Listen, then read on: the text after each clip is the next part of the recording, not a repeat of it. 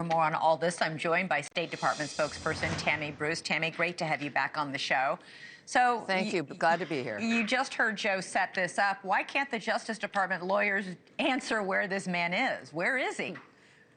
Well, you know, I am the spokesperson for the State Department. I know. I don't speak for the Department of Justice, but I think that as Americans watch this, and there are some very basic facts here, this ruling did come down late last night. They did, of course, address the judge and tried to answer those questions. But I think the fact of the matter is that what this is revealing, and what we've noted, of course, and what people see, is that we are addressing the Supreme Court ruling. We're engaging with this, and so right now the judge has an issue with timing, but the Department of Justice knows what that ruling is, and clearly is complying with her orders and answering her questions. Well, no, they didn't answer any of her questions. That's the point today. Well, I think that we're at a point where we know that a facilitation has to occur. I can't speak to the legal process as it's ongoing.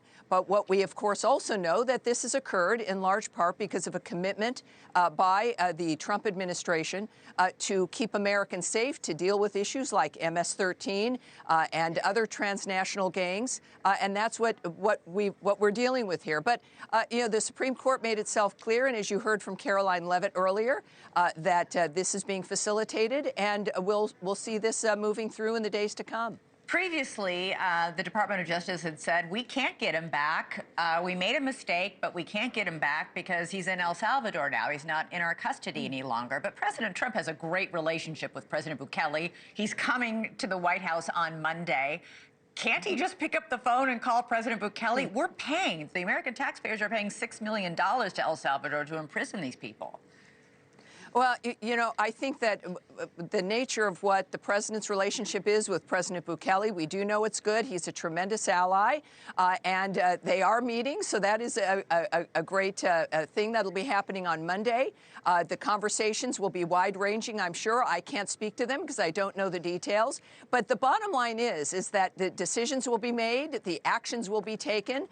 For some people, if it's not fast enough, it's a dynamic where we've got the best Department of Justice in the world. We've got an administration that is determined to make sure the American people are kept safe, and we're addressing the concerns and the order of the Supreme Court. At the same time, you do have two dynamic leaders in Trump and Bukele, and they're getting certain things done, of course, for the United States. President Bukele assisting our ability to keep Americans and America as safe as we can, and this is part of that process. Thanks so much for watching. Go to joinnn.com to find NewsNation on your television provider.